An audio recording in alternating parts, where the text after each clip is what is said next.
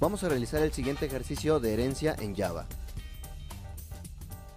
El objetivo del ejercicio es aplicar el concepto de herencia en Java, y al finalizar deberemos observar lo siguiente según se muestra.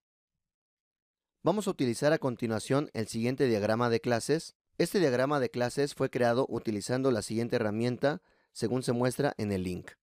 Y básicamente lo que estamos definiendo es una clase padre llamada persona. Posteriormente definimos una clase hija llamada empleado y también creamos otra clase hija llamada cliente que también hereda de la clase persona. La clase persona tiene los siguientes atributos según se muestra: nombre, género, edad y dirección con los tipos indicados, y tenemos los métodos get y set correspondientes a cada uno de los atributos. Posteriormente la clase empleado define los siguientes atributos y también se agregan los elementos get y set correspondientes. Por su parte, la clase cliente también define algunos atributos y también agregamos los métodos get y set correspondientes. Así que este es el código que vamos a realizar a continuación. Como primer paso vamos a crear nuestro proyecto. Este proyecto se va a llamar ejemplo herencia y lo depositamos dentro de la ruta mostrada. También vamos a crear una clase principal llamado ejemplo herencia y se deposita en un paquete con el mismo nombre. Damos clic en finalizar. Como siguiente paso creamos la clase persona. El nombre de la clase es persona y el nombre del paquete es ejemplo herencia. Y damos clic en finalizar. Como siguiente paso vamos a modificar el código de la clase persona. Según nuestro diagrama de clases vamos a codificar lo siguiente. Vamos a agregar los atributos de nombre de tipo privado y string, el atributo género que es de tipo private y char, el atributo edad que es privado y de tipo int, y el atributo de dirección que es privado y de tipo cadena. Posteriormente agregamos un constructor de la clase. Este constructor va a ser el constructor vacío, para que podamos crear objetos de esta clase sin necesidad de proporcionar ningún argumento. Y también agregamos un constructor con un argumento, en este caso únicamente para crear objetos, proporcionando el nombre de la persona. Y finalmente creamos también un constructor completo de esta clase, la cual recibe todos los argumentos. Recibe el argumento de nombre, género, edad y dirección. Y básicamente lo que hacemos es asignar cada uno de los valores a los atributos. Recibimos los parámetros y simplemente los vamos asignando a cada uno de los atributos. En el género, como es de tipo char, únicamente recibe un carácter y podemos utilizar m para definir el género masculino y una f para definir el género femenino. Como siguiente paso, agregamos los métodos get y set para el atributo de nombre y también para cada uno de los atributos que tengamos. Por ejemplo, también para el género, su método get y set, para edad y para dirección. Así que esto lo vamos a codificar y por último vamos a agregar la definición del método toString. Recordemos que estamos sobreescribiendo el método de la clase object y debido a que la clase persona no extiende de ninguna otra clase, entonces en automático va a ser un extends de la clase object, de manera indirecta. Por lo tanto, agregamos la anotación de override para sobreescribir el comportamiento de la clase padre, en este caso del método toString, y agregamos lo siguiente, la palabra return, ya que vamos a regresar una cadena, y agregamos la cadena siguiente, agregamos la cadena de persona y posteriormente vamos concatenando cada uno de los atributos como es nombre, género, edad y dirección. Así que este método toString se va a encargar de mostrar todos los atributos de esta clase de tipo persona. Posteriormente vamos a reutilizar este método desde las clases hijas.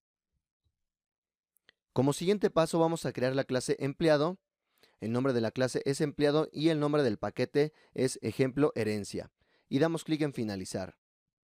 Vamos a modificar el código de esta clase. Recuerden que en cada una de las clases Java pueden dar clic en el nombre del archivo para que los lleve al código correspondiente en caso de que tengan problemas para la codificación de este ejercicio. En este caso lo que vamos a hacer es modificar nuestra clase para agregar la palabra extends persona dentro de la definición de la clase empleado. Con esto básicamente lo que estamos haciendo es indicando que estamos heredando los atributos y métodos correspondientes de la clase persona, pero en este caso únicamente los que sean de tipo public. los atributos y métodos que sean privados no se heredan. Como siguiente paso, vamos a agregar los atributos de esta clase hija. Definimos el atributo de ID empleado, que es de tipo privado y entero. Posteriormente, el atributo de sueldo, que es privado y de tipo double. Y finalmente, definimos una variable llamado contador empleados, la cual es privada, estática y de tipo entero. Ya que vamos a poner en práctica también el uso de la palabra static, según hemos visto en ejercicios anteriores. Como siguiente paso, dentro del constructor de esta clase, definimos dos argumentos, en este caso el argumento de nombre y sueldo, ya que son los atributos que vamos a inicializar de esta clase hija. Así que con estos dos atributos es que vamos a inicializar el nombre de la persona de la clase padre y también vamos a inicializar con este argumento el atributo llamado sueldo de la clase empleado. Como siguiente paso, con este atributo de nombre lo que vamos a hacer es inicializar el nombre de la persona desde la clase padre. Para ello, mandamos a llamar el constructor que únicamente recibe una cadena. Y si recordamos, este constructor únicamente lo que hacía era inicializar el atributo de nombre de la clase persona, de la clase padre. Así que como podemos observar, para mandar a llamar el constructor de una clase padre, la llamada a super debe de ser la primera línea dentro de este constructor. Como siguiente paso, vamos a definir el valor del atributo ID empleado. Para ello vamos a utilizar nuestra variable estática, la cual, según hemos comentado, se asocia con la clase, y por medio de esta variable vamos a poder contabilizar cuántos objetos de tipo empleado hemos creado. Y con ello lo que hacemos es asignar un valor único a este ID empleado cada vez que creemos un objeto de este tipo. Estamos utilizando el operador de preincremento para asignar el valor de 1 y no el valor de 0. Es decir, que primero se incrementa y posteriormente se asigna el valor. Este atributo, recordemos que al ser un atributo de la clase, se inicializa en 0. Y al utilizar el operador de preincremento, la primera vez que se manda a llamar, se asigna el valor de 1 al ID empleado. Y la siguiente vez que se mande llamar, se asigna el valor de 2 y así sucesivamente, ya que este contador de empleados pertenece a la clase al ser un atributo estático. El último paso dentro de este constructor es asignar el valor al atributo de sueldo. Así que para ello recibimos el argumento en nuestro constructor y lo asignamos al atributo de sueldo de la clase. Como siguiente paso definimos el método getIDEmpleado. En este caso no tenemos un método setIDEmpleado debido a que este atributo no lo vamos a modificar nosotros directamente, sino que el valor va a ser a partir del contador de empleados. Por ello es que únicamente tenemos un método getIDEmpleado y no el método set, ya que no queremos modificar, sino únicamente leer el ID empleado. Como siguiente paso definimos el método get y set para el atributo de sueldo y finalmente definimos el método toString.